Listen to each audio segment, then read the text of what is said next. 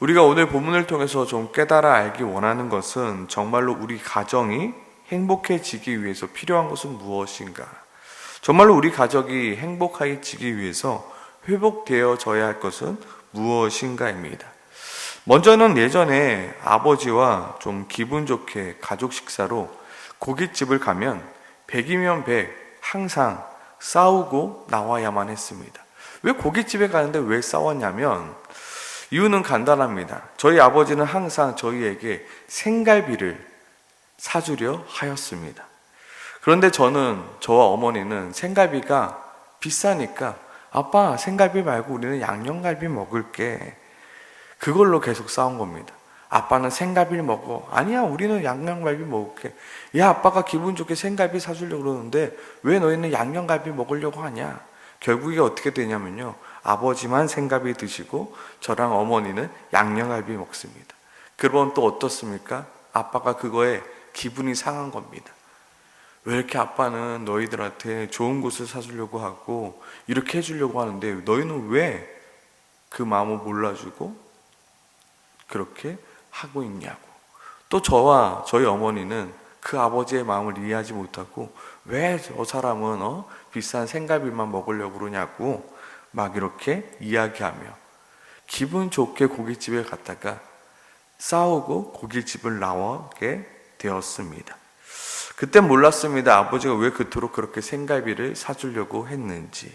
아버지 입장에서는 자녀들에게 좀 더 좋은 것을 사주면 우리 집이 좀 더 행복해지겠지라는 마음으로, 우리 아이들한테 좋은 것을 해주면 이 아이들이 당연히 행복해지겠지라는 마음으로 그 생갈비를 사주려 했던 것입니다. 저도 아버지가 되어다 보니 우리 아이들에게 좀 더 비싼 것, 좀 더 좋은 것을 사주면 우리 애들이 행복해지겠지라는 착각 속에서 좀 더 비싼 것, 좀 더 좋은 것을 사주려 하는데 그것을 하면 할수록 이게 내 커다란 착각이구나 였다는 것을 깨닫게 됩니다. 저는 좀 더 분위기 있고 좋은 곳에서 아이들과 식사를 하면 애들이 좀 행복해지겠지라고 착각하는데 아이들이 가장 행복해하는 순간은 집에서 라면을 끓여 먹는 순간입니다. 아빠, 이거보다 라면이 더 맛있어. 그럼 저는 또 저희 아버지처럼 화내죠. 야, 이 돈이 얼만데 여기서 맛있게 먹어야지. 라면이 맛있다고? 너 평생 라면만 먹어라. 좀 더 유명하고 좀 더 맛있는 집에 아이스크림을 아이들에게 사주면 우리 아이들이 행복해질 거라는 착각을 합니다. 근데 저희 아이들이 가장 행복해하는 순간은 맥도날드 50센트 아이스크림 먹을 때가 가장 행복해합니다. 세상은 우리를 계속해서 속입니다. 이것을 구입하면 너의 인생이 좀 더 행복해질 거야. 이곳에 살면 너와 너의 가족이 좀 더 행복해질 거야. 너가 이것을 가지기만 하면 너희 가족이 평생토록 행복해할 거야. 그러나 그 행복과 그 즐거움은 그리 오래가지 않는다는 것입니다. 그렇다면 우리의 가정이 정말로 행복하기 위해서 필요한 것은 무엇일까요? 진짜로 우리 가족이 행복해지기 위해서 회복해야 될 것은 무엇일까요? 오늘 성경 우리에게 우리의 가정이 행복하기 위해 필요한 것, 그리고 우리가 회복해야 될 것은 바로 감사, 찬송이라 말하고 있습니다. 오늘 본문을 계속해서 살펴보면요, 감사 찬송, 감사 찬송, 감사 찬송, 감사 찬송하였다라는 얘기가 계속해서 나옵니다. 오늘의 본문의 내용은 무엇입니까? 바로 성전 봉헌식입니다. 그리고 성전 봉헌식을 하기 위해서 30절에 보면 제사장들과 레위 사람들은 몸을 정결하게 하였다라고 말합니다. 그리고 또 정결하게 하였던 것이 있는데 바로 백성과 성문과 성벽을 정결하게 하였다라고 말합니다. 여기서 제사장들과 레위 사람들이 자신을 정결하게 하였다는 것은 바로 자신들이 깨끗하게 몸을 씻고 자신들의 의복을 빨고 부정한 것을 멀리 하였다는 것을 말합니다. 그러나 오늘 본문 속 그 다음 백성과 성문과 성벽을 정결하게 하였다는데 과연 이 정결은 어떻게 하였던 것일까요? 단순히 우리 성전 봉헌식을 하니까 우리 대청소합시다. 우리 성벽을 좀 깨끗하게 닦고 성문을 좀 깨끗하게 닦읍시다. 물론 그렇게 할 수도 있습니다. 그런데 그것이 전부라 말할 수는 없다는 것입니다. 어떻게 성벽과 성문을 정결하게 하였을까요? 바로 31절에 이야기가 나오는데요. 이에 내가 유다의 방백들을 성벽 위에 오르게 하고 또 감사 찬송하는 자의 큰 무리를 둘로 나누어 성벽 위로 대오를 지어가게 하였는데 한 무리는 오른쪽으로 분문을 향하여 가게 하니. 지금 느헤미야는 성전 봉헌식을 하기 위하여 이 성벽 봉헌식을 하기 위하여 누구를 부르고 있냐면 바로 하나님을 찬양하는 찬양 대원들을 부르고 있습니다. 성벽 봉헌식을 하는데 성벽을 하나님께 올려드리는 성벽을 정결하게 하기 위해서 누구를 모으고 있냐면 바로 노래하는 사람들, 하나님을 찬양하는 사람들을 부르고 있는 것입니다. 27절 29절인데요. 예루살렘 성벽을 봉헌하게 되니 어떻게 합니까? 각 처에서 레위 사람들을 찾아 예루살렘으로 데려다가 감사하며 노래하며 재금을 치며 비파와 수금을 타며 즐거이 봉헌식을 하려 하매 이에 노래하는 자들이 예루살렘 사방들과 느도바 사람의 마을에서 모여들고 또 백길갈과 게바와 아스메벳 들에서 모여들었으니 누가요? 이 노래하는 자들은 자기를 위하여 예루살렘 사방의 마을들을 이루었음이라. 단순히 예루살렘 성벽 봉헌식을 할 때 사람들을 즐겁게 하기 위하여 노래하는 자들을 부른 것이 아닙니다. 이들이 지금 노래를 하고 있는 것은요, 하나님께 감사에 대한 찬양을 하고 있는 것입니다.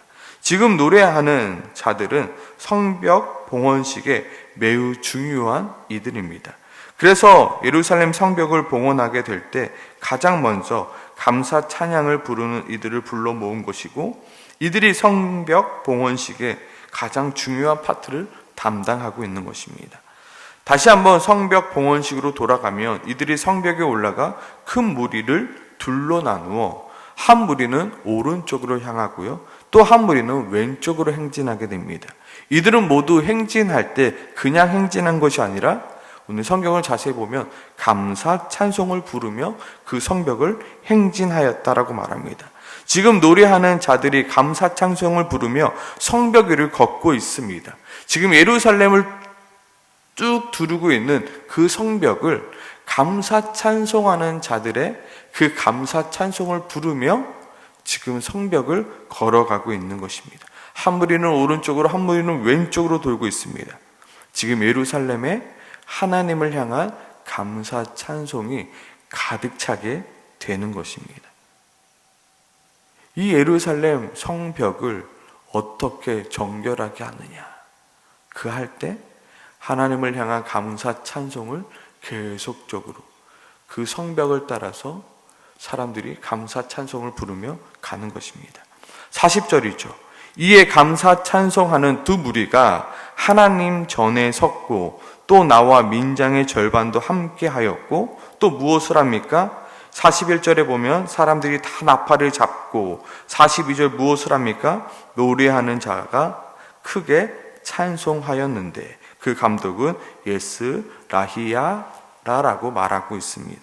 성벽 봉헌식, 성벽과 그리고 백성들과 성문을 정결하게 하기 위하여 느헤미야가 한 일은 무엇입니까? 바로 예루살렘 성 가운데 감사의 찬송을 가득하게 한 것입니다. 그 감사의 찬송을 그 예루살렘 성으로 가득하게 만들고 있는 것입니다.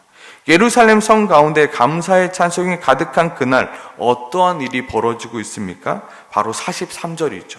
이 날이 어떤 말입니까? 성벽 봉헌식이 있었던 그날, 바로 예루살렘에 감사의 찬송이 가득한 그날 큰 제사를 드리고 심히 즐거워하였으니 이는 하나님이 크게 즐거워하게 하셨음이라.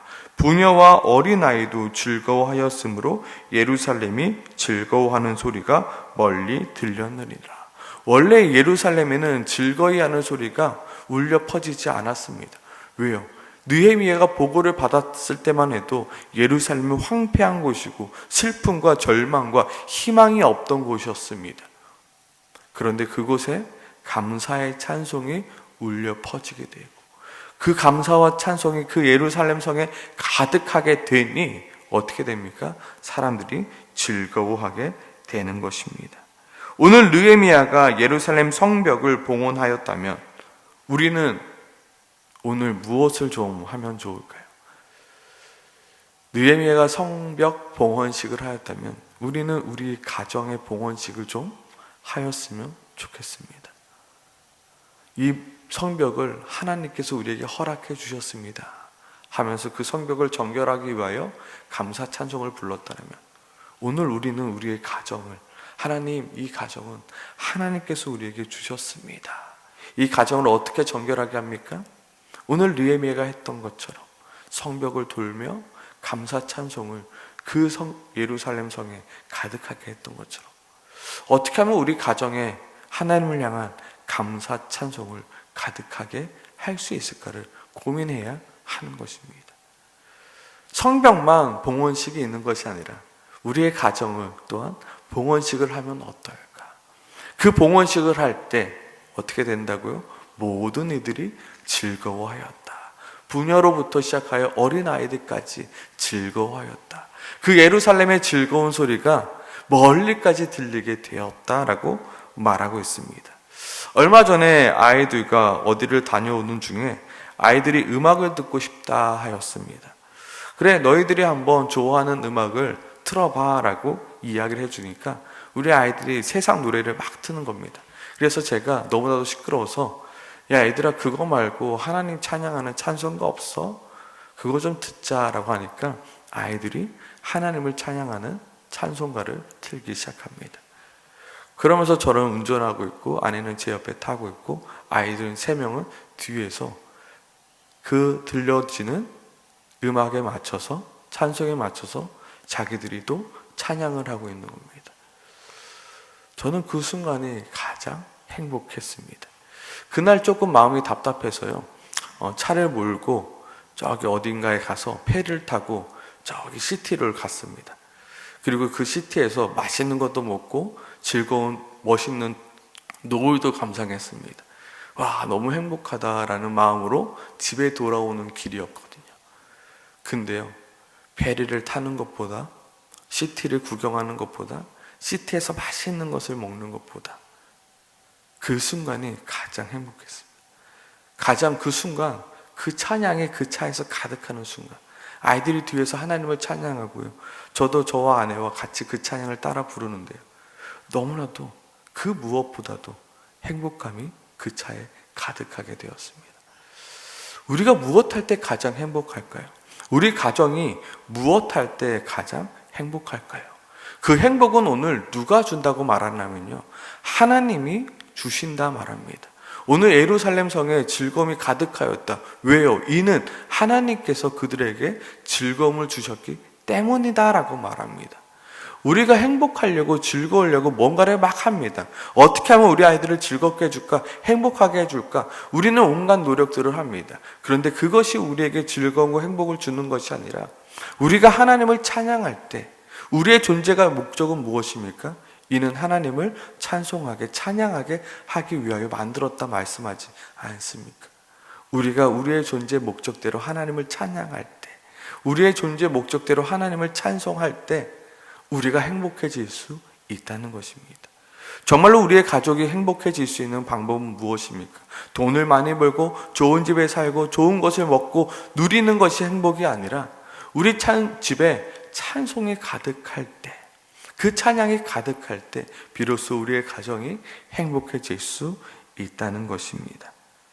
생갈비를 먹기 때문에 행복해지는 것이 아닙니다.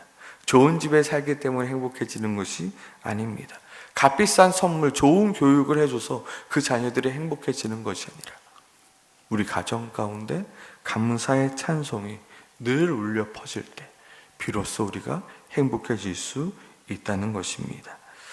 어떻게 하면 우리의 자녀들에게 좋은 것을 사줄 수 있을까를 고민하기보다 어떻게 하면 우리의 가정 가운데 하나님을 향한 감사의 찬송이 늘 끊이지 않을까를 고민할 수 있는 오늘 이 새벽이 될 수 있길 소망합니다. 하나님, 우리 가정 가운데 하나님을 향한 감사의 찬송이 끊이지 않게 하여 달라고 오늘 이 새벽에 함께 같이 기도하겠습니다.